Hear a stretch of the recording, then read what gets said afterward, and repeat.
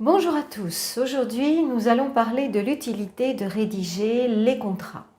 En effet, de plus en plus de clients viennent me voir avec des problèmes qui sont liés au fait qu'ils ont conclu des accords, souvent au niveau international, mais même au niveau interne, sans aucun écrit, ou avec des écrits lapidaires, des restes de SMS semi-effacés, ou des échanges de mails dans le cadre desquels ils discutent de petites fractions disparates des prestations qui sont censées se fournir réciproquement.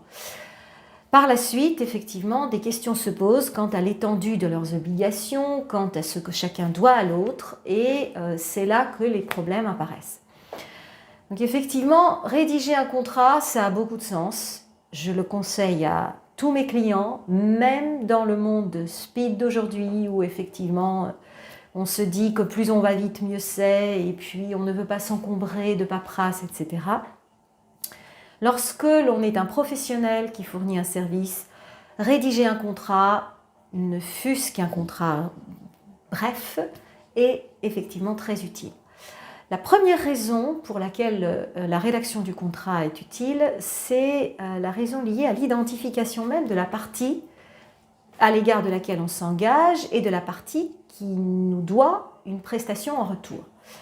Ça peut paraître très banal, mais effectivement, ce sont des questions qui se posent tous les jours parce que très souvent, dans des signatures email ou dans des conversations téléphoniques, des professionnels font référence, se présentent plutôt sous l'angle de leur logo, du logo de leur entreprise, voire communiquent des adresses d'un de leurs entrepôts quelque part et pas leur siège social, voire mentionnent une fraction seulement de la dénomination de leur société. Or, très souvent, il y a des dizaines de sociétés qui comportent les mêmes mots dans leur dénomination, simplement accompagnés d'autres mots ou présentés autrement, etc. Donc des risques de confusion réels existent. Et effectivement, en raison de cela, très souvent, après avoir fourni une prestation, le professionnel qui recherche l'exécution de la prestation en retour s'adresse à des sociétés ou même des particuliers parfois, parce que certains agissent aussi sous des pseudonymes, sans pouvoir retrouver la personne qui finalement devrait répondre de l'engagement qui a été pris à son encontre. Donc effectivement, rédiger un écrit permet d'identifier la société avec sa dénomination formelle, avec son numéro d'enregistrement auprès de tel registre du commerce et des sociétés, avec son adresse de siège social, et effectivement, de cette manière-là, les ambiguïtés et les risques de confusion sont levés. Même chose pour les personnes physiques. La personne physique doit être identifiée avec ses prénoms, tous ses prénoms et son nom, son adresse,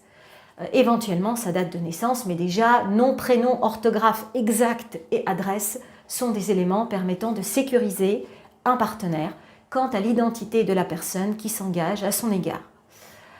La deuxième raison pour laquelle la rédaction des contrats est utile, et là encore ça va paraître banal mais c'est très important, c'est de clarifier les obligations, la nature et l'étendue des obligations des parties. Parce qu'effectivement, en droit, très souvent, lorsque on agit ou on parle, on dit des choses, voire même sans dire des choses, on fait quelque chose, eh bien c'est interprété de manière à nous imputer des obligations en l'absence de clarification de ce à quoi on voulait réellement s'engager en agissant de cette manière ou en s'exprimant de cette manière. Donc effectivement, le droit observe et il interprète nos actes, il interprète nos paroles, il interprète nos écrits, nos paroles dites souvent devant témoins, nos écrits souvent envoyés sans réfléchir. Le droit les interprète et il en déduit des obligations, qui sont des obligations qui permettent de qualifier la nature d'un engagement, voire parfois d'un contrat, en dehors de notre propre prévision initiale. Donc nous, on avait notre vision du contrat, on n'a pas fait très attention à ce qu'on a dit, on avait quelque chose en tête, mais notre manière de le formuler n'était pas forcément la meilleure, la plus claire, surtout que les hommes d'affaires ne sont pas des juristes. Et in fine, on se retrouve avec un contrat tout autre, imposé par la loi, de par l'interprétation même de ce qu'on a pu dire ou faire, parce qu'on ne s'est pas donné la peine de éventuellement à l'aide d'un professionnel, mettre par écrit ce qu'on voulait réellement comme contrat, comme engagement, comme convention, etc., etc. Et de là, bien évidemment, des surprises assez désagréables apparaissent avec des obligations auxquelles on ne pensait pas du tout, que la loi impute d'office en fonction de la nature du contrat qu'elle pense identifier au vu de ce qui a été dit ou fait, etc., etc. Autre raison pour laquelle la rédaction du contrat est très utile, au-delà même de déterminer la nature et l'étendue des obligations, c'est de limiter éventuellement, de réduire, voire même d'exclure la responsabilité liée à l'exécution de ces prestations. En effet, la rédaction d'un contrat vous permet de rédiger des clauses dites limitatives ou exclusives de responsabilité, qui vous permettent de vous décharger d'une partie ou de l'intégralité de votre responsabilité, sauf clause abusive, bien évidemment, ça ne peut pas être appliqué dans tous les cas, mais c'est une possibilité qui doit être utilisée pour ne pas se retrouver dans le droit commun des obligations, dans le cadre duquel le professionnel doit réparer, le particulier non professionnel aussi d'ailleurs, mais c'est une autre affaire, c'est un autre sujet, doit réparer tous les dommages qu'il a causés sans limitation en fonction de l'étendue de ces dommages tels qu'ils ont pu être prouvés devant le juge en cas de contestation et en cas de litige.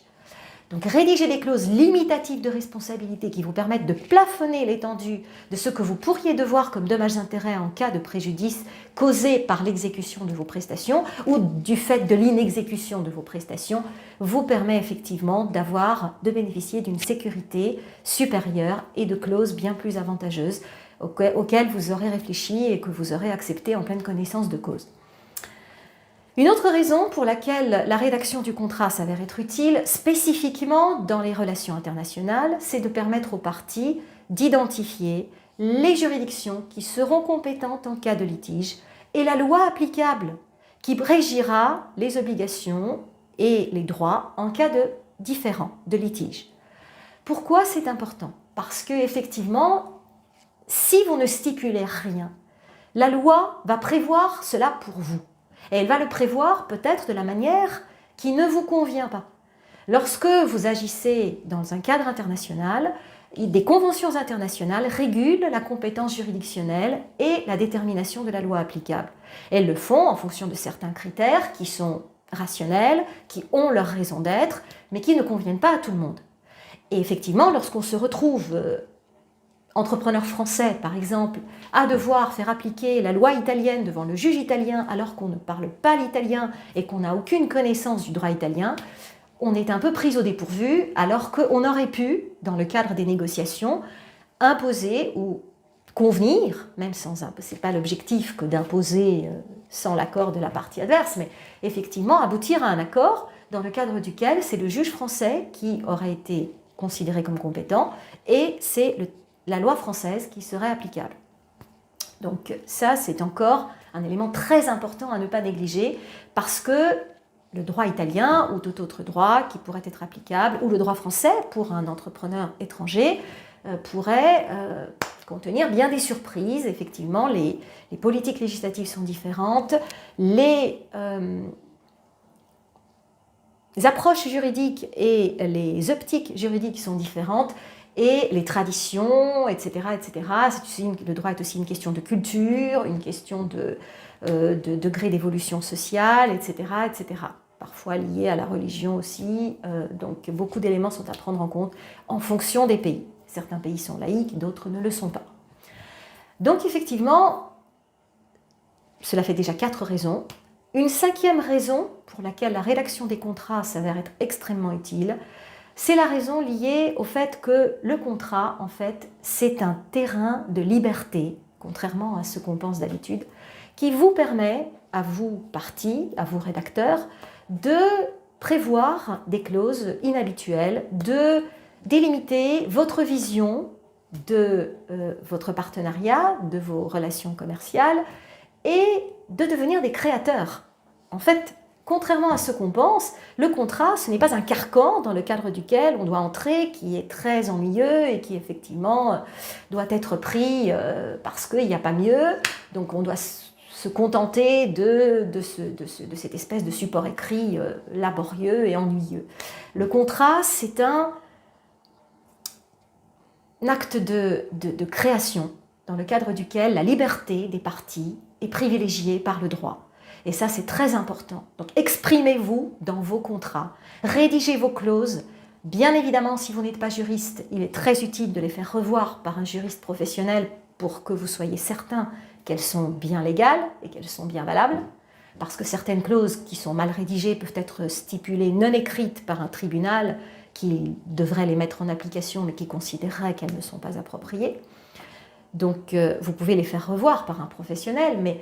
exprimez-vous librement, mettez sur papier, sur ordinateur, dans un fichier, ce à quoi vous souhaitez vous engager, l'étendue des obligations que vous êtes prêt à assumer, ce que vous souhaitez obtenir en retour, de la part de qui, envers qui vous vous engagez, qui devrait éventuellement ensuite, en cas de différend, si un différend émerge, trancher les difficultés qui pourraient se présenter, en application de quelle loi, et de cette manière-là, vous pourrez avoir votre vision sécurisée de l'avenir que vous souhaitez donc forger avec ce partenaire-là et de la collaboration que vous souhaitez entamer. Effectivement, rédiger les contrats est extrêmement utile et c'est l'un des conseils que je donne toujours à mes clients. Je vous souhaite une excellente journée. Au revoir.